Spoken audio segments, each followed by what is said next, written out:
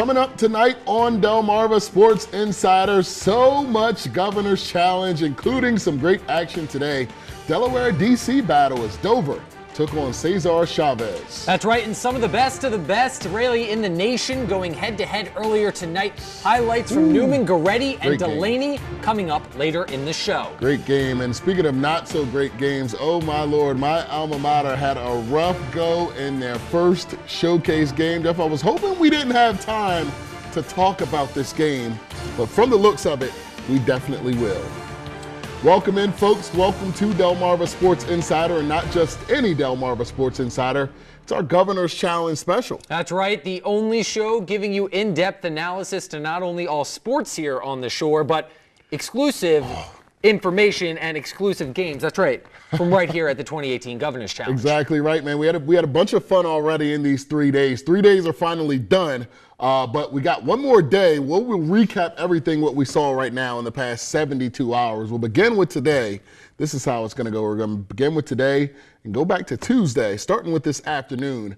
Undefeated Dover in their first Governor's Challenge game this afternoon over at Y-High. Dover looking to stay unbeaten, taking on Cesar Chavez that's a move. out of our nation's capital. Great move there by Eden Davis. Senators going into the locker room up 11. Second half, Chavez staying in it thanks to Messiah Brown. This kid had 19 points, but simply not enough. Dover just too strong, and I know who this is. Literally and physically. Big boy and one from Elijah Allen. Game high 26 for EA, and the Sens looking to put the game on ice. Allen up to Jaheim Spencer for the Oot. Dover looked good, to say the least, in day one. They move on to 7-0 with an 85-62 win. Now this kid is good. Yeah, pretty right. good. Yeah, Jay Sean Freeman and the Kent County Trojans also in action, taking on the Hammond Golden Bears, and Bears out and running in transition. Jalen Wiggins hooks up with Richard Asa for the layup. Kent County keeping it close, though, with the clock winding down in the second quarter. Nitrate Green going to drill a triple at the buzzer to get Kent within 2 headed into the break. Second half, Hammond, Wiggins in the corner for the tray ball. So back and forth we would go. In the final frame, Freeman going to drive to the rim and finishes it off with the acrobatic reverse, but just too much of the Golden Bears in this one. Wiggins with the jumper, and yeah, they're going to hold the follow-through. Hammond, they sink Kent County in a close one, the final 53-47. Sussex Tech opening up their tournament against North Carolina. All Ravens in this one, and when I say all Ravens, I mean it.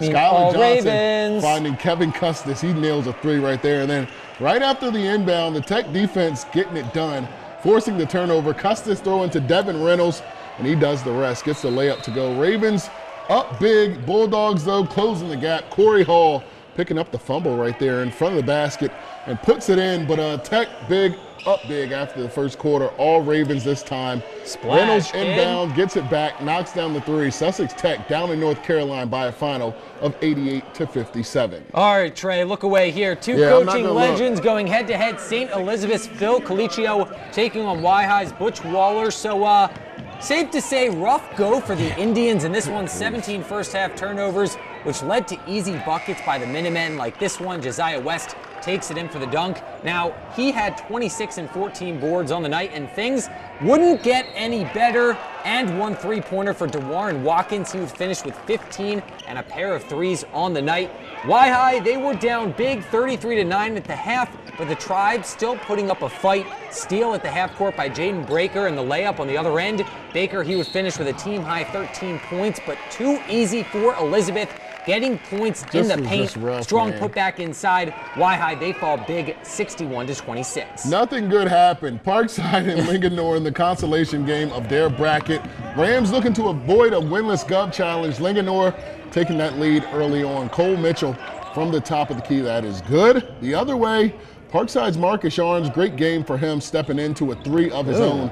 Still the Lancers up 7 in this one. Back the other way, Mitchell, 12.7 boards for him, this time from the corner. Parkside down 12 at halftime. Second half, Parkside trying to piece together a late run. Kwame Snell, we know he can shoot it. That's cash. Team high 11 from the corner right there. When it was all said and done, though, too much from the Lancers from Frederick, Maryland. Bennett, Formulac, and weave through the defense for a pair. Rams lose it 62-46. Them and Bennett going winless in this Governor's Challenge. Not a good outing for our home teams. Now, out and running day one of the Gov Challenge. Look at this. Zaire Johnson having himself a day, including a nice drive and finish in the lane for Snow Hill.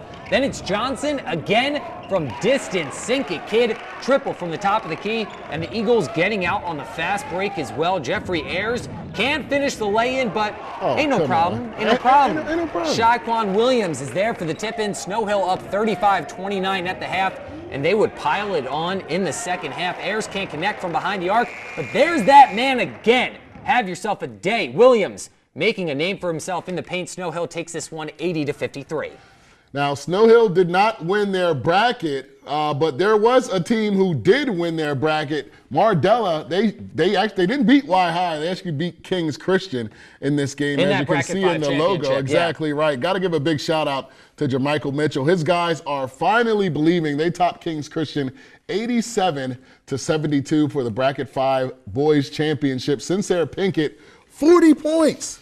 40 points in the win. Not a typo. Not to disrespect Sincere like that, but 40 points, your team scores 87 in a bracket championship game? Absolutely amazing. I think that is the third best Governor's Challenge performance in a single game of all time. So definitely shout out to Sincere Pinkett. He's getting one of our game balls for DSI. Absolutely, because a 40-point performance in the championship game warrants that. But so much boys action, we cannot forget about the ladies. One of our local teams looking to make a splash in their first game of the tournament were those Parkside Rams, and they were in action yesterday afternoon.